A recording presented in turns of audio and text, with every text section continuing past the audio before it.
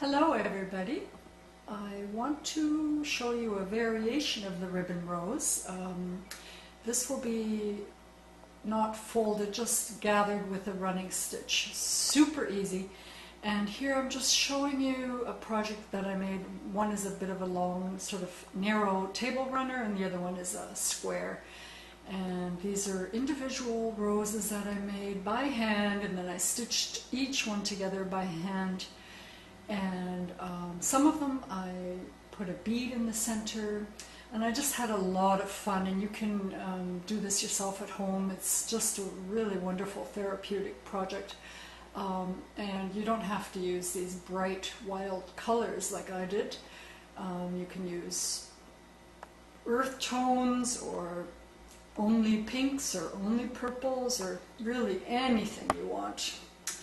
I've also used fabric which I cut into 1.5 inch strips, and that was really interesting too.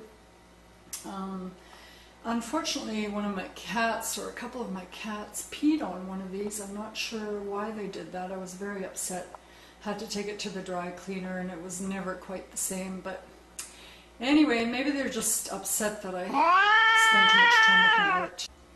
For this project, you'll need, again, ribbon. It can be sheer, satin, and approximately 1.5 inches, an inch, even wider. But if you make it too narrow, I mean, you can, but it's a little bit harder to work with. And all you need is a nice long needle. A long one helps to when you're gathering, and you can get a lot of fabric onto a long needle. Some thick thread, dark for dark ribbon and white for white ribbon. And that's all you need, really. In the ribbon world, there's an abbreviation RW. RW is the ribbon width, this width right here. So you would need for this project 12 RWs. And I never use a ruler, I just guesstimate because it's a rose, so it doesn't really matter. There's no such thing as perfection, but approximately 12 RWs, so that would be about 1 foot. And just give it a cut. And these are the roses we'll be making today. Just 12 inches of ribbon, a running stitch, and stitched together in the bottom and at the edge. And with some of them I've put a bead in the center, a really pretty bead. And this was fabric that I cut into 1 inch or 1.5 inch, and that was fun too. To make it some certain ribbon you just can't buy. Like, I don't think I would find this ribbon anywhere. Cow pattern.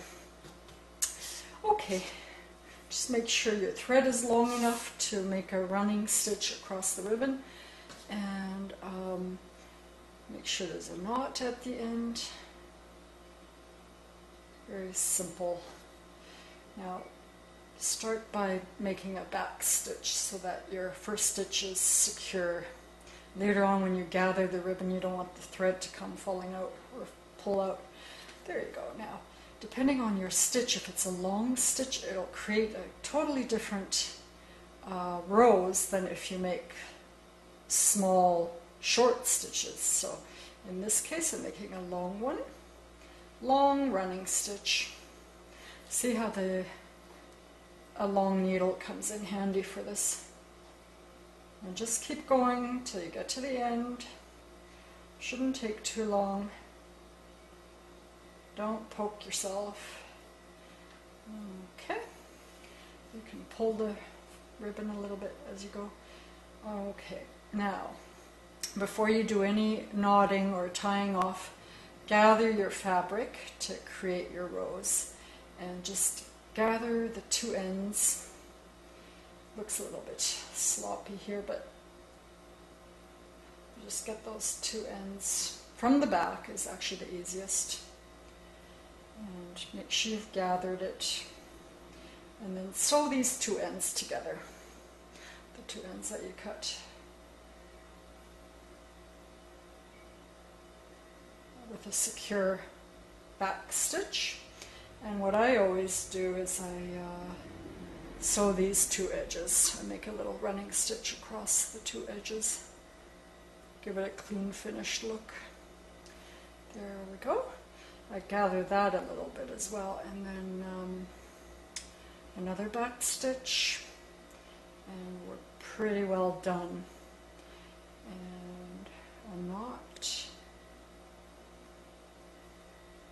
cut it off, and then you can go back and, so you see with the long running stitch you get a very ruffled effect, and if you want it to be a little bit flatter like this one, then you have to make short running stitches. So there you go. Thank you for watching. Have fun with your rose projects.